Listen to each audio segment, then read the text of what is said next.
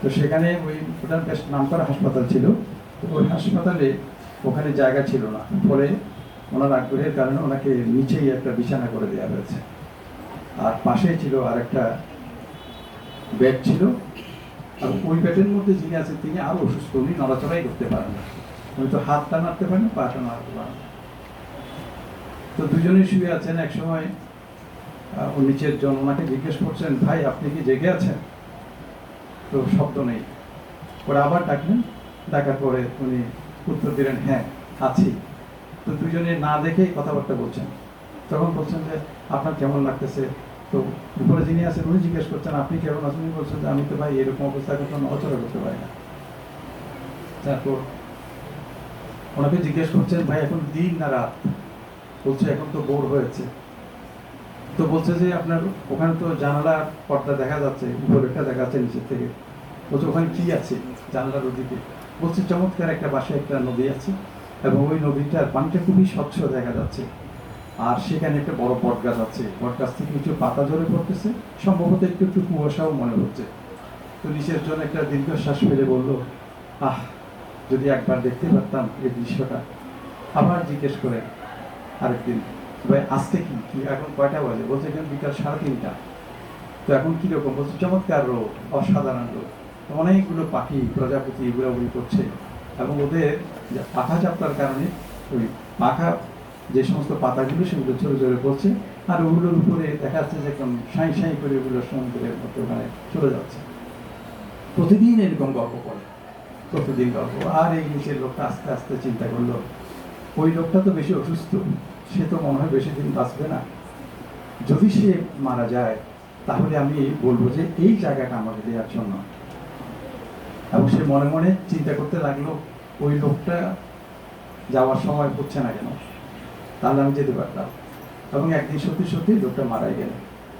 মারা যাওয়ার পরে নিচের লোকটা ব্রাদার সিস্টারকে বলছেন যে আমাকে ওই সিটটা আমাকে দেন। বলছে কেন? বলছে না ওখানেই আমি যাবো। তো শেষে ওর ডেড বডি নিয়ে যাওয়া হলো, আর ওনাকে তুলে দেওয়া হলো। তুলে দেওয়ার সাথে সাথে ওনার হাত তো ঠিক আছে, উনি দেওয়ালের পর্দাটা সরাতে চেষ্টা করলেন, দেখলেন যে ওখানে কোনো জানালা নেই, ওখানে কোনো জানালা নেই। উনি বাকরুদ্ধ হয়ে গেলেন, মানুষই এরকম হতে পারে? এখানে তো কিছুই নেই। উনি মৃত্যুপথ যাত্রী, অথচ ওনার কষ্টটা উনি নিজেকে ধারণ করে শুধু আমাকে সান্ত্বনা দেওয়ার জন্য এতগুলো কথা বলেছেন। উনি নিজের দোষ বুঝতে পেরে অজরায় কান্না করলেন। সবাই বলছে আপনি কান্না করছেন কেন? বলছে আমার মতো পাপী তো আর কেউ নেই, এই তো ফেরেশতা, এ তো মহাপুরুষ। ওনার নিজের শরীর দগ্ধ হচ্ছে ভেতরে বাইরে, মৃত্যু সামনে দাঁড়িয়ে আছে, এরপরও নিজের কথা চিন্তা না করে আরেকটা মানুষকে শান্তি দেওয়ার জন্য কতগুলো কথা উনি তৈরি করেছে, একটা জগৎ তৈরি করেছে। এরাই হচ্ছে আসলে মানুষ, মানুষ মানুষের জন্য। আমরা যেই যেখানে আছি, সুখটা এটি কোনো ম্যাটেরিয়ালের মধ্যে নেই, কোনো বস্তুর মধ্যে থাকে না। যখন আমরা এটার মধ্যে সুখ আরোপ করি, তখন সেটার মধ্যে সেখান থেকে সুখ ছড়ে পড়ে। চাঁদ কি কখনো বলেছে চাঁদকে নিয়ে যে আমরা এত স্বপ্ন দেখি? চাঁদ কি জানে? জিজ্ঞেস করলে যদি বলা হয় পৃথিবীর মানুষগুলো যে তোমাকে মামা ডাকে, তুমি কি জানো তোমার ভাগ্যেতে? চাঁদ বলবে কই, আমি তো মাটি ছাড়া কিছু না, আমার মধ্যে তো এরকম কিছু নেই। এই পূর্ণিমার চাঁদ নিয়ে কত কবিতা, কত ছড়া, কত আকুতি, কত কাহিনী, কত ক্রন্দন, কত ক্ষোভ, কত ভালোবাসার বিস্তৃতি, কত চিঠিপত্র, কত উপন্যাস। চাঁদ কিছুই জানে না। এগুলো সব আমাদের মনের ছবি, মনের চিন্তা, মনের ভাবনাগুলো আমরা ওই পাথরের মধ্যে দিয়ে পাথরকে জীবন্ত করে তুলি। এই যে পাথরকে জীবন্ত করে গেলাম, যা যার কাছে নাই তার মধ্যে সেটা আরোপ করার এই ক্যাপাসিটি, এই কোয়ালিটি, এইটা শুধু মানুষের মধ্যে আছে। এই জন্যে মানুষ প্রজাপতি নিয়ে কবিতা রচনা করে মুক্ত হয়, এবং মাঝে মাঝে বলে, ইস আমি যদি প্রজাপতি হতে পারতাম, আমার থাকতো যদি আমার একটা এরকম গান আছে না, বিভিন্ন গান আছে না, প্রজাপতির রংতে এই রং তুমি কোথায় পেলে এত সুন্দর রং? অথচ প্রজাপতি দেখে মুক্ত হয়ে যা, যে সে উঠতে ভুলে যা, ফুল ভুলে যায় তার রঙের কথা, সে তাকিয়ে দেখে, আহ আমি যদি একটু মানুষ হতে পারতাম, আমি যদি এরকম কথা বলতে পারতাম, আমি যদি ইচ্ছে মতো যে কোনো দিকে যাতায়াত করতে পারতাম, আমি যদি মনের ভাব প্রকাশ করতে পারতাম, আমার জীবন সফল হতো। আমরা তাকিয়ে আছি প্রজাপতির দিকে, আর প্রজাপতি মুগ্ধ হয়ে তাকিয়ে থাকে আমাদের দিকে। এই সমস্ত ক্যাপাসিটিগুলো, what we are holding at present time, at moment in our mind, it is the blessings we are getting from the Almighty Allah. Special allocation only for the best creation of earth, that is the human being. And we are the part and parcel and a member of that greater society. সেই সোসাইটির আমরা আছি, এবং যে কারণে আমাদের সবার আগে হতে হবে মানুষ, true sense of the term, enlightened human being হতে হবে। কারণ আমরা বলি যে আমি যদি ওরকম তাল গাছের মতো আমি বেটে, আমি যদি লম্বা তাল গাছের মতো হতে পারতাম। তাল গাছ বলতেছে আমার জন্ম থেকে দাঁড়িয়ে আছে, পা ব্যথা করতেছে, একটুকু কেউ আমাকে দয়া করতেছে না, আমি একটু যে বসবো সেই সুযোগ নেই। অথচ আমরা তাল গাছ এক পায়ে দাঁড়িয়ে কি সুন্দর রবীন্দ্রনাথ কবিতা আলোচনা করতেছেন। তাল গাছ বলতে তোমার কবিতা তুমি রাখো বিশ্বকবি, আমি তো পায়ের যন্ত্রণায় দাঁড়াতে পারতেছি, থাকতে পারতেছি, আমাকে একটু অন্তত আমাকে বসার সুযোগটা দাও। কর্ণফুলী নিয়ে নদী নিয়ে আমরা রচনা করতেছি, কবিতা রচনা করতেছি, কর্ণফুলের কথা বলতেছি। কর্ণফুলী বলতেছে থামো থামো, একটু দাঁড়াও। এই যে আমি যাচ্ছি আর যাচ্ছি, আমারও তো একটা প্রাণ আছে, আমার একটু ইচ্ছা আছে, আমি একটু দাঁড়াই না, একটু দেখি না চট্টগ্রাম শহরটা কেমন। আমার তো এক ঝলকও চট্টগ্রাম শহর দেখতে দাও নাই, আমাকে শুধু বলছে চলো চলো আর চলো। সেই যে চলে ছুটতে ছুটতে বঙ্গোপসাগর, মহাসাগর, আটলান্টিক, সারা জীবন কি আমি ছুটতেই থাকবো? আমার কি বসার কোনো, আমার কি আত্মীয় স্বজন নেই? আমি কি পিকনিকে যেতে পারি না? আমার কি ইচ্ছা হয় না কোথাও বসে একটু বন্ধুদের সাথে আড্ডা করি? আজকে কর্ণফুলী, কর্তা, মেঘনা, যমুনা একসাথে বসে একটু আলোচনা করবো, আর তোমরা সেটার আরেকটা নাম দিয়ে বসে আছো, বলছো যে সেটা মেঘনা হয়ে গেছে। কোথায়? আমি এখানে পদ্মা আসলাম, যমুনা আসলাম, আমার সবগুলো, আমার আইডেন্টি কার্ড সবগুলো বেড়ে দিয়ে আমাকে মেঘনা বানিয়ে দিয়েছে।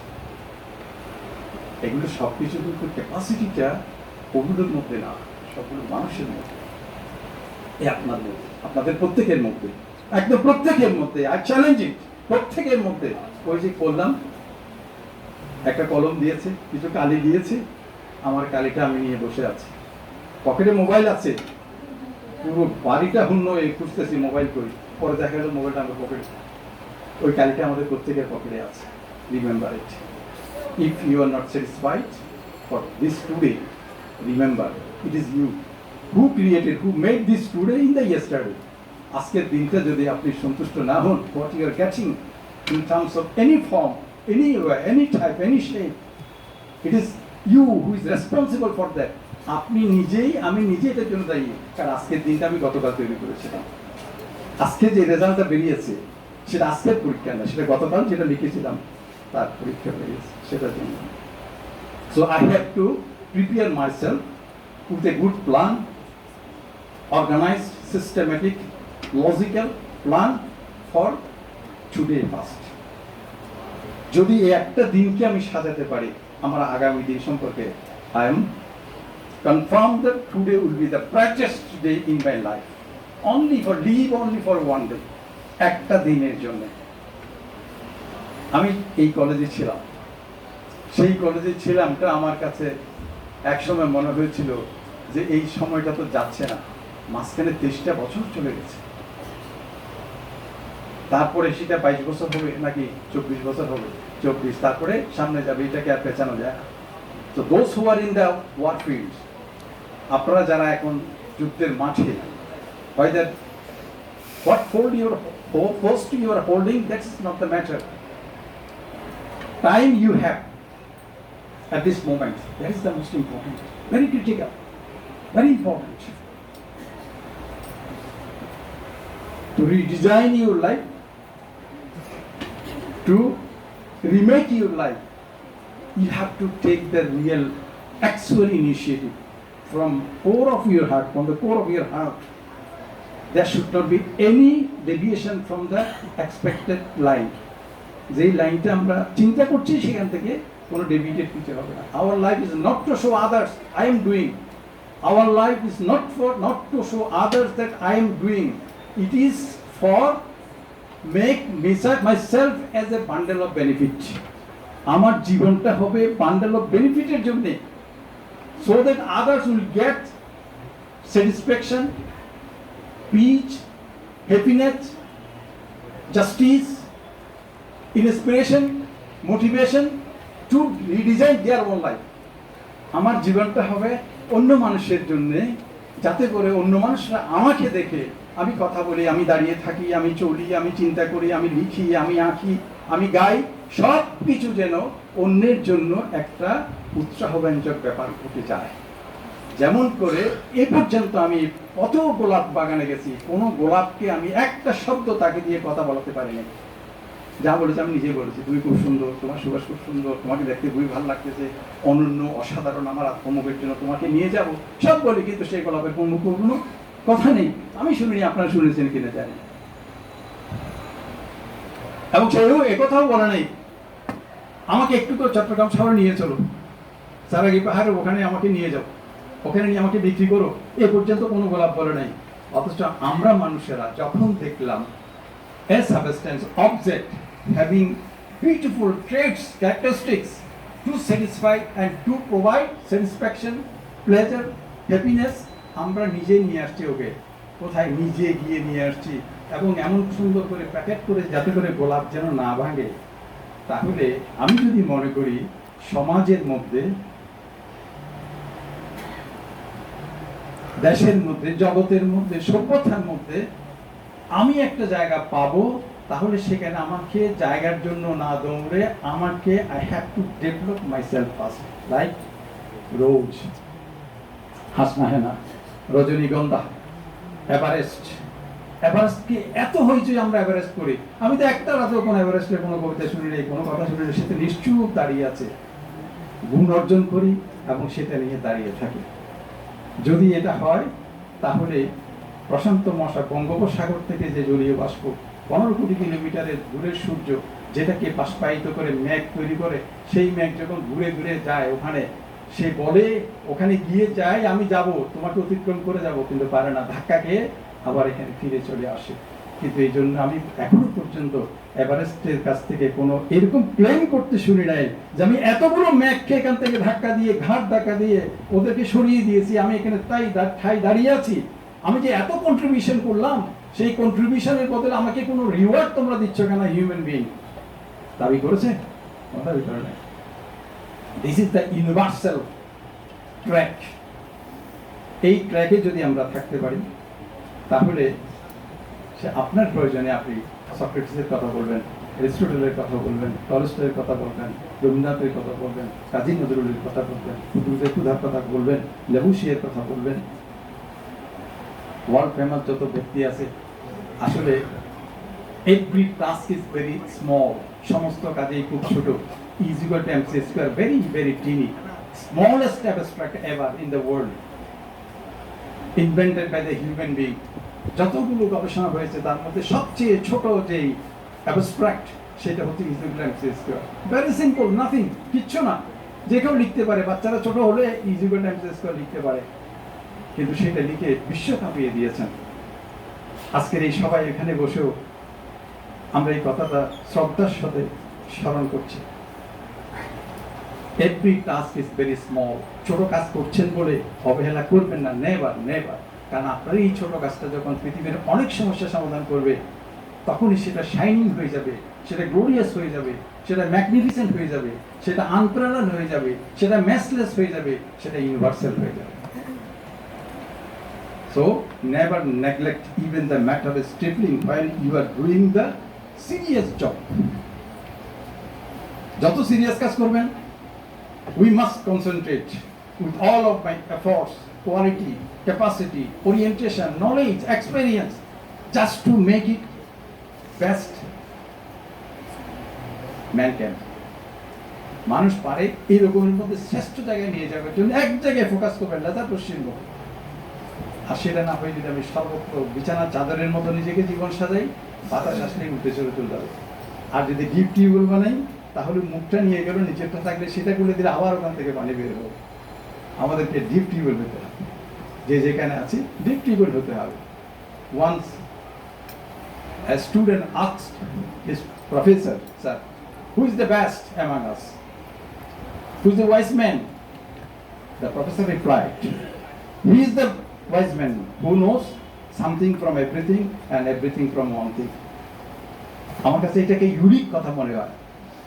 ওয়াইজম্যানকে, জ্ঞানী ব্যক্তিকে, প্রাজ্ঞ ব্যক্তিকে, তিনি যিনি সকল বিষয় সম্পর্কে একটু একটু জানে। ফুটবল কি এটা যে মিষ্টি নয়, এটা যে একটা খেলার জিনিস, এটা জানলে হবে, ফুটবলের আদি অন্ত জানার দরকার নেই। বাট যখন quantum mechanics is the matter, he is responsible for the department of chemistry and quantum mechanics, he must know, it is his duty to know in depth knowledge acquire about that subject, that title. আর বাকি থেকে রিয়াজউদ্দিন বাজার কি, এটা একটি বাজার দেশ already, এখানে জিনিসপত্র বিক্রি হয়, সেখানে কয়টা দোকান আছে, কয়টা এলিমেন্ট আছে, দাম কত, বাড়ে কমে, জিডিপি ইত্যাদি কোনো প্রয়োজন নেই। যদি আম গাছ হন, আম গাছে হয়ে যাবে, কাঁঠাল গাছ পাশে থাক, এই আম গাছ মানে আম গাছ, এটার আইডি একটা, you must have a profile, specific profile of your own. সমাজে আপনার একটা পরিচিতি দরকার, সবার জন্য দরকার। কারণ আজকে যারা লেকচারার, আজকে যারা ওখানে স্টুডেন্ট যারা বসে আছে, তারাই তো আস্তে আস্তে এদিকে পার হয়ে এদিকে চলে আসবে। তাহলে আমাদের কাজ হবে কি, আমাদের স্ট্র্যাটেজি হবে, আমাদের কৌশল হবে যে আমার একটা প্রোফাইল তৈরি করা সমাজের জন্য, একটা ব্র্যান্ড তৈরি করা। এবং এইটার মধ্যে, এই জিনিসটার মধ্যে আমরা যে পিছিয়ে থাকবো, কাউকে দোষারোপ করে লাভ নেই। To blame others for everything, it is totally useless. To blame everyone for my failure is totally wastage of time.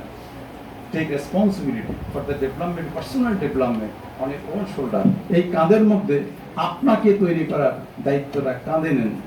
I am taking sole responsibility to develop myself internally and externally.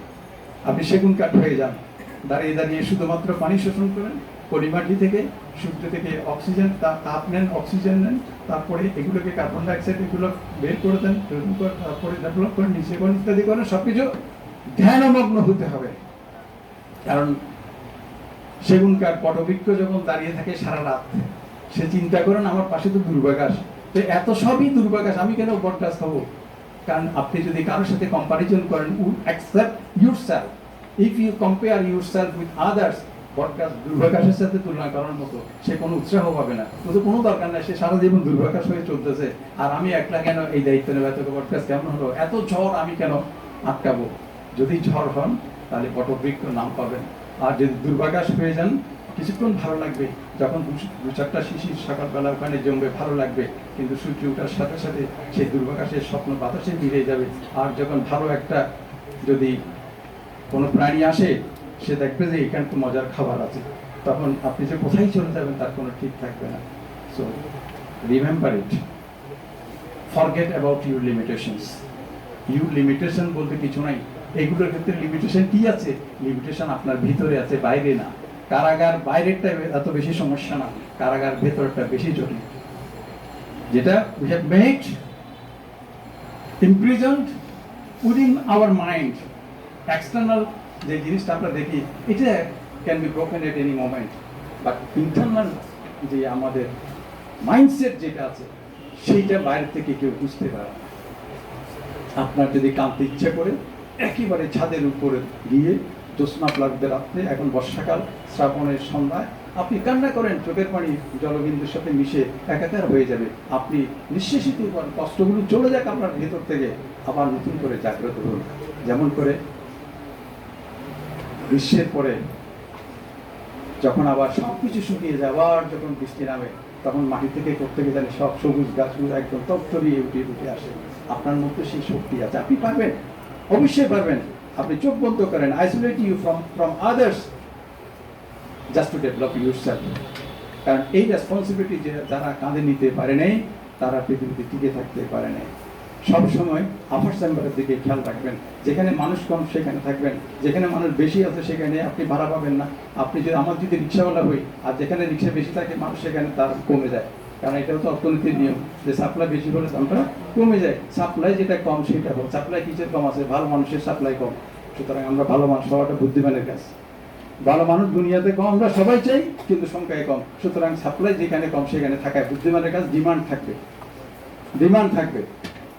আর কি কম আছে? জ্ঞানী ব্যক্তির সংখ্যা কম।